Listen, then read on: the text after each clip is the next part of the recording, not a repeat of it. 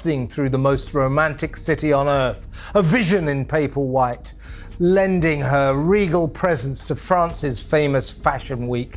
Her first time at the shallow shows where thin models and thick men wear stupidly expensive clothes. See, sources close to Harry and Meghan have revealed they were shocked by Meghan's solo Paris trip last week, saying her latest relaunch left them deeply concerned about her marriage to Prince Harry. What more can you tell me? Oh my gosh, Paris, the city of lights, love, and apparently hotel bills that can shake the internet. Yep, that's right. What was supposed to be Meghan Markle's dazzling redemption moment in the French capital just flipped into one of the juiciest royal-adjacent scandals we've seen in ages. The receipts came out, like literally came out, and those pieces of paper didn't just reveal what she wore or where she stayed. Nope, they exposed exactly who footed the bill for that ultra-lavish stay. And let me tell you, when that name popped up, it sent shockwaves from the Champs-Elysees straight to Monteceto. This wasn't just some cute business trip or PR fluff moment. Oh no, this was Meghan's big shiny plan to rebrand herself as Europe's sweetheart again. A fresh Royal Meets Hollywood power play. But then those invoices appeared, showing jaw-dropping amounts spent on penthouse suites, designer room service, and personal security like she was some head of state. And suddenly everyone online had one burning question Meghan hates more than anything. Okay, but who's paying for all this? When the answer finally dropped, boom, the internet practically imploded. Markle in Paris. Rather more desperate than Emily in Paris and nowhere near as entertaining. It came out of the blue, utterly unexpected. Suddenly, the difficult Duchess was wafting through the most romantic city on earth. But wait, before we dive into who actually covered that mega bill, let's backtrack for a second. Paris had been buzzing for weeks before Meghan even landed. People were whispering everywhere that the Duchess herself was planning some kind of surprise Paris Fashion Week appearance. And not just as another guest. Oh no, she was going to be the main event. The Plaza Athénée, one of the most exclusive hotels on earth, was already crawling with paparazzi. And you know why? Because rooms there can go for $20,000 a night. Cameras were parked outside days in advance. Everyone was waiting for her. Night out in Paris, the Duchess of Sussex taking her 4.2 million Instagram followers on a Get Ready With Me journey to the Balenciaga show. I don't want to be a freak, but I can't help myself. Anne Hathaway mixed her Balenci rocker tee with chic black gloves. She also reunited with her Devil Wears Prada sequel siren Simone Ashley. And then, bam! Meghan glides through those big glass doors like a movie star. Balenciaga coat hugging her frame, massive shades covering half her face. The flashbulbs went nuts. It looked like the Oscars. And Meghan, she was glowing. People close to her swore she was radiating confidence, convinced this was the moment. Her big comeback. But oh, if only she knew the storm that was brewing. Because even though the pictures looked like pure glamour, there were whispers behind the scenes. Hotel staff had been told to treat her like VIP royalty. But guess what? It wasn't the hotel doing the talking. Insiders revealed her booking was made under a corporate sponsor's name. Not Meghan, not Archewell, a sponsor. And no one really paid much attention to that little detail until a certain French gossip magazine dropped an absolute bombshell. Apparently the entire stay, from that ultra-exclusive penthouse suite down to the private car service, was comped, fully covered, by none other than the luxury fashion house Meghan had been trying to get cozy with.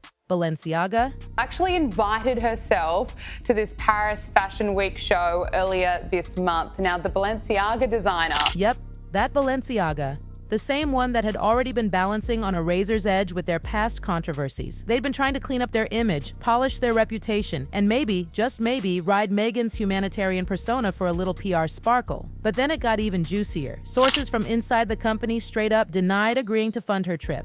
Oh yeah, they said she'd use their name to snag the perks and luxury treatment, creating the illusion of a big partnership that didn't even exist. The second that story broke, the internet lit up like a Christmas tree. Headlines screamed, Balenciaga denies funding Meghan Markle's Paris stay, and boom, suddenly Meghan's facing the kind of headlines she's spent years trying to outrun. Twitter, TikTok, Instagram, everyone had an opinion. Meghan, meanwhile, was dropping cryptic little quotes about truth always rising on her lifestyle page. But then, radio silence. Nothing, no statement, no selfies. And that silence was deafening. Much for this publication. I mean, really, Meghan Markle? How is she powerful? How is she an inspiration to women? She married someone famous from what I can work out. Behind the scenes, though, Oh, it was chaotic. An insider from Archewell spilled that Harry was furious when he found out. He had no idea Meghan's Paris trip wasn't fully greenlit by their PR team. He thought it was an official, polished brand visit, maybe even a soft launch for Meghan's rumored influencer comeback, but instead, it turned into a nightmare. And worse, people started comparing it to the very thing Meghan tried to escape, royal privilege. She left the palace complaining about image manipulation, one critic snarked, and now she's faking sponsorships for free penthouses? What's the difference? Brutal. By the end of that week, the scandal had crossed continents. French tabloids grilled her over hotel fraud. American outlets speculated about legal issues. British commentators, well, they were practically smirking. And Meghan? Insiders say she broke down in tears. She genuinely believed those casual chats and email exchanges with Balenciaga were enough, that there was some mutual understanding. But the brand wasn't playing nice. The moment they realized she'd attached their name to her stay, they cut her off cold, no hesitation. A legal notice followed, clean, sharp, brutal. Takes some doing. But this is Meghan Markle's sickest stunt yet. This weekend, she decided to invoke the memory of dead Princess Diana. That blow wasn't just professional, it hit her deep. Meghan had carefully crafted this grand comeback strategy, fashion diplomacy, rebranding herself as this ultra-chic global humanitarian figure, like Amal Clooney, but with a touch of royal sparkle. But overnight, that dream shattered. She wasn't being admired for her elegance anymore. She was being mocked, accused of freeloading and manipulation. And of course, the palace couldn't resist twisting the knife. Royal insiders were leaking that her Paris fiasco proved why she'd never be welcome back. One aide reportedly joked, the only royal thing about that trip was the price tag. Ouch! To make it worse, Harry's name appeared on some of the leaked hotel documents even though he hadn't even stepped foot in Paris. Critics pounced, accusing both of them of benefiting from fake sponsorship perks. Suddenly, the Sussexes were back in the spotlight for all the wrong reasons. Harry humiliate Meghan Markle by ditching her at a New York City event last week to dine alone. When Meghan finally returned home to Monteceto, everything felt different. Neighbors whispered about how the couple had basically vanished. Curtains drawn, security tight, no happy strolls, no cheerful waves to the cameras. The house itself seemed to go into emotional lockdown, and things got even darker. Rumors swirled that multiple luxury brands had quietly blacklisted Meghan after the scandal. No one wanted to risk being tied to what tabloids were now calling the hotel bill fiasco. This was a devastating blow to the exact world Meghan had been fighting to get back into. The same woman who once sat front row at Dior was suddenly persona non grata. The internet had a field day, of course. Memes, snarky tweets, endless jokes about that friend who forgets her wallet. But beneath the jokes was something heavier. For the first time, even her own supporters began asking the uncomfortable question. If she could misrepresent something as basic as a hotel booking, what else had she exaggerated? Paris, her grand rebranding stage, had turned into a nightmare. The plot twist that followed,